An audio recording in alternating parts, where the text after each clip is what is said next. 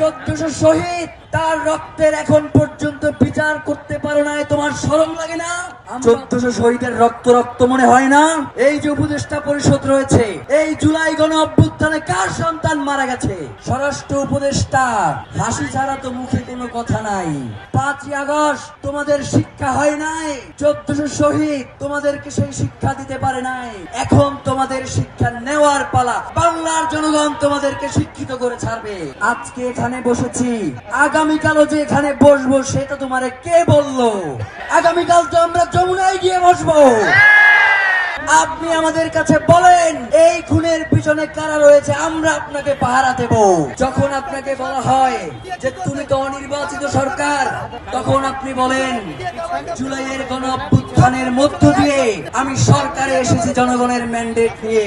যখন এই কথা বলো তখন কি তোমার লজ্জা লাগে না? 1400 শহীদ, তার রক্তের এখন পর্যন্ত বিচার করতে পারো না, তোমার শরম লাগে না? আমরা অত্যন্ত বিনয়ের সাথে বলতে চাই, আপনি নোবেল পেয়েছেন, আপনি গ্রামীণ ব্যাংক প্রতিষ্ঠা করেছেন, আপনি আরো অনেক গুরুত্বপূর্ণ কাজ করেছেন। এই বাংলাদেশের জনগণ আপনাকে সম্মান করে, আপনাকে ভালোবাসে। কিন্তু ডক্টর ইউনূস সাহেব, আপনি যদি মনে করেন যে 5ই আগস্ট থেকে শুরু করে 8ই আগস্ট পর্যন্ত বাংলাদেশে কোনো আইন শৃঙ্খলা বাহিনী ছিল না, তখন এই জনগণ বাংলাদেশের পাহারা দিয়েছে।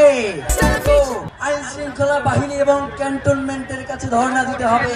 আমরা আপনাকে বলে দেই, আপনি আমাদের কাছে বলেন এই খুনের পিছনে কারা রয়েছে, আমরা আপনাকে পাহারা দেব।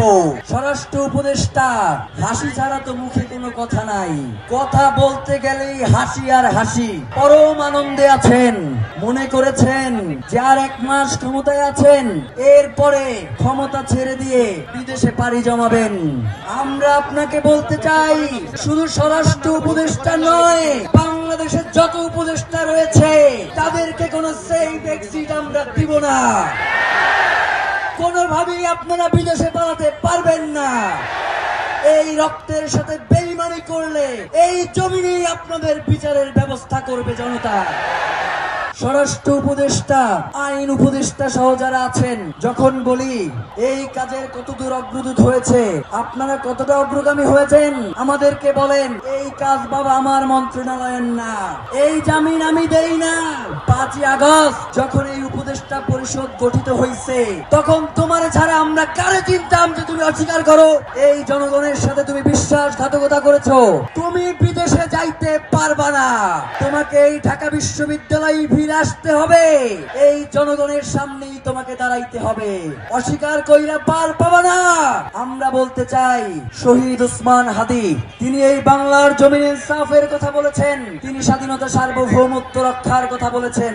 যারা উপদেষ্টা পরিষদে রয়েছে, গতকাল বাংলাদেশে সর্বনিম্ন তাপমাত্রায় হাজার হাজার মানুষ রাস্তায় বসেছিল, তোমরা আসো নাই। তোমরা একবারের জন্য মনে করো নাই তাদের কাছে আসা উচিত, তোমরা একবারের জন্য তাদের মুখোমুখি হওয়ার সাহস করো নাই।